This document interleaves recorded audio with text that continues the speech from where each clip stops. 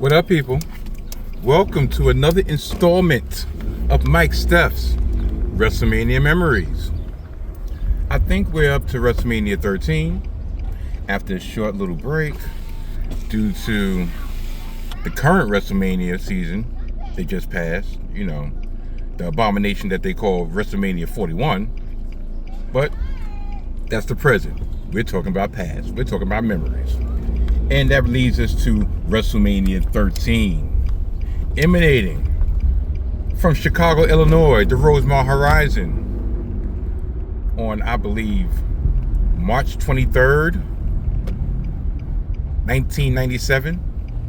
The main event in my eyes was Bret the Hitman Hart versus Stone Cold Steve Austin in a classic WrestleMania match that was just recognized for its greatness and installed as the first WrestleMania moment, WrestleMania greatest match in the WWE Hall of Fame. But the advertised main event was The Undertaker challenging for the WWF title against two-time champion Psycho Sid. Now, this WrestleMania was, a lot of people might think that WrestleMania 14 was more of a changing of the guard. I lean to think that WrestleMania 13 was more of a changing of a guard, because this was the WrestleMania in which a lot of people had started gravitating back to the sport, including myself. I was 20 going on 21. I had really not had access to wrestling via either TV or periodical. And I actually was able to find out about the results of this WrestleMania through wrestling magazines. I did not actually watch this WrestleMania live and in color, or at the time. I watched it in pieces when WWF started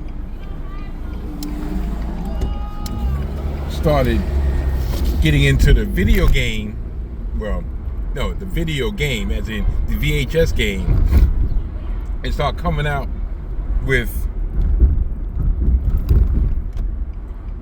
tapes based on certain characters, certain wrestlers. So I was able to watch the lead up to WrestleMania, to the combination of the first Stone Cold videotape, "'Cause Stone Cold said so." Then, as I have a crazy person in the middle of the street, then I was able to watch some of the lead up in what caused Bret Hart to actually turn heel in the Bret Hart series. Bret Hart was always one of my favorite wrestlers. Stone Cold had become a cult favorite due to his belligerent ways, due to him not really giving a F about not a damn thing. He would beat up faces, he would beat up heels. He went into the loose cannon Brian Pillman's house, beat him up, beat up his friends, until Brian Pillman Pillman 9mm pulled out the Glock and chased Stone Cold out the crib, supposedly. But this was the type of edgy content that WWF was tiptoeing around at the time. Stone Cold was using foul language. "I don't give a rat's ass. If you put the letter S in front of the word Hitman, you get my exact sentiments of Bret the Hitman Hart."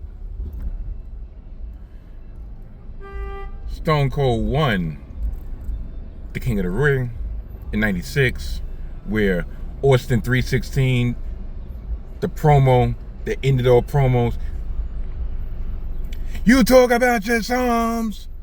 You talk about your John 16s. Well, Austin 16 said, I just ripped your ass. And Star was born. But what people fail to realize, in real time, it was not this explosion of popularity. It was an underlying current of popularity. They didn't put the rocket on Stone Cold at 96. He was in the pre-show match of SummerSlam 96. I forgot, was it against Yokozuna? He wasn't even on Mind Games in 1996. Excuse me. Had the allergies. He was not really figured into plans until Survivor Series 1996.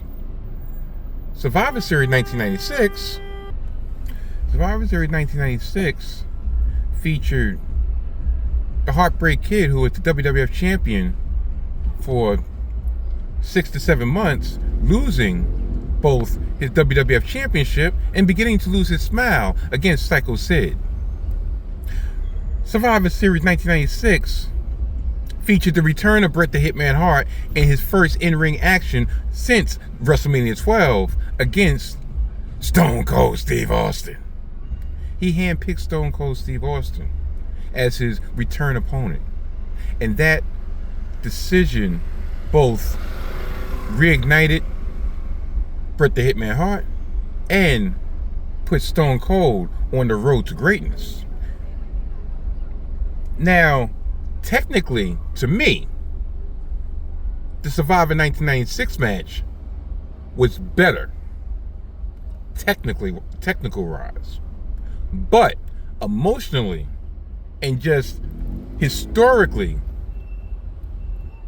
the WrestleMania submission match between Stone Cold Steve Austin and Bret the Hitman Hart, in which Stone Cold passed out in a pool of his own blood to the sharpshooter, and Bret the Hitman Hart and got tired of everybody cheering for the hyena that was Stone Cold, and looked at the crowds and like, what are y'all doing?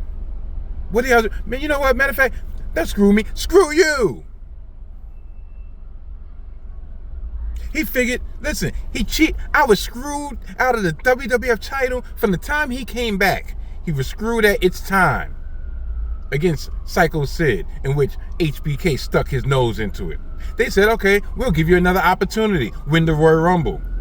He technically won the Royal Rumble, but due to the ineptness of referees, they neglected to see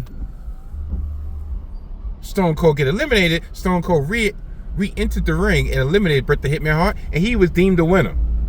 And then they said, we'll give you another match. The Fatal 4-Way with Stone Cold, Undertaker, Vader, and Bret himself.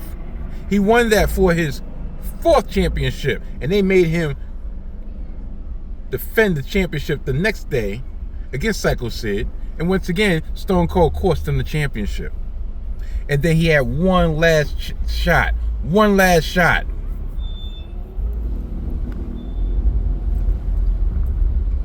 against Psycho Sid in a cage a week before WrestleMania. And in a strange twist of fate, Stone Cold was helping Bret Hart, because if Stone Cold won, if Bret won, that means their submission match was going to be for the title. Undertaker wanted his match to be for the title, so he wanted Psycho Sid to win, and Undertaker helped Psycho Sid win, and that's when Bret snapped. So he's coming into this match being screwed about 5 times, being screwed so far that you could probably see China from his asshole. And it was a masterpiece performance for both of them, but particularly from Bret the Hitman Hart, because he came into the ring shared with a little bit of booze, and he made sure that when he left, he was the villain, Stone Cold was the hero. This was the age of the anti-hero. We had other matches like the Legion of Doom and Ahmed Johnson versus the Nation of Domination. We had Rocky Maivia, aka The Rock, defend his Intercontinental Championship against the Sultan, aka Rikishi. We had Goldust versus Hunter Hearst Helmsley, aka Triple H, aka Paul Levesque. We had the strange match between Vader and Mankind going for the tag team championships against, what the hell's going on here? I'll be back. Matter of fact, you know what? Let's see. It's only a blur, so maybe when I get closer. No, but something happened. I'm on my way to pick up my wife, and I see police cars. I see an ambulance. Hopefully nobody got ran over, but unfortunately it seems like somebody got hurt. And yeah, this is not going to be great. It's not going to be great at all. But I done lost my train of thought. But yeah, it was not a popular WrestleMania, but it was a WrestleMania that was needed in order for WWF to actually get a hold of what they were going to become in the next 4 to 5 years. The Attitude Era. A lot of people say the Attitude Era started at the end of, at WrestleMania 14. The Attitude Era to me started at WrestleMania 13. That was the embers of the flame that ended up engulfing the wrestling world over the next 4 years. It put ECW out of business. It put WCW out of business. All from the beginnings of WrestleMania 13. And at the end of WrestleMania 13, you had The Undertaker become champion for the second time. The Undertaker had overgone so many changes. He went from the walking zombie to all of a sudden he was full of personality. You couldn't shut this mother effer up. First he started to be like Batman, came down, and yeah, it was crazy. You know, the feud with Mankind made him start being vocal because Mankind took his piece. Hold on. I don't have it. Sorry. You're getting Real Life, Crown Heights, Brooklyn. This lady, I've seen her for years. She goes around asking people for, at red lights for dollars.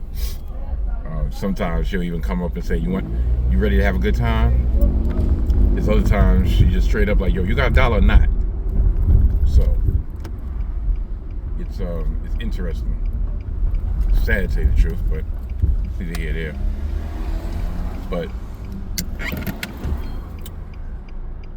last but not least, like I said, The Undertaker won his second championship, this time without the help of anybody, without Paul Bearer at his side.